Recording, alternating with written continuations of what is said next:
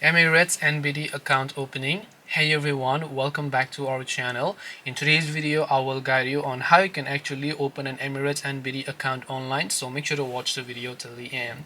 Now you can also open your Emirates NBD bank account by visiting the bank branch, but you want to do this application from your home. You don't want to go to the bank, or maybe you don't have time for it. So in order to do this, all you have to do is just go to emiratesnbd.com, and then you are going to be able to see this type of interface here.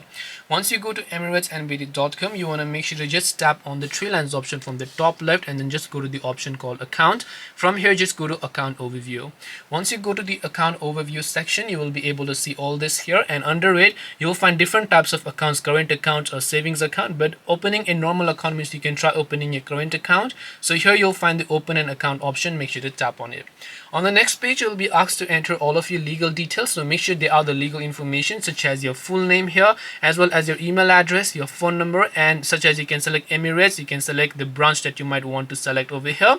And once you have selected that, just tap on the instant opening option, or you can request a call back from the bank, or you can select instant opening, and then you will be able to fill in other details and then upload your documents, and your bank account will get created, but only if the bank approves it. So you will get a message or an email saying your bank account is now approved and that you can start to use. And to activate it though, you might actually want to visit or call the bank. So this way you'll be able to open your Emirates NBD account. Hope this video was very helpful. If you have got any more questions, then feel free to also leave them down below. Thank you very much for watching till the end of this tutorial, and see you soon in the next video.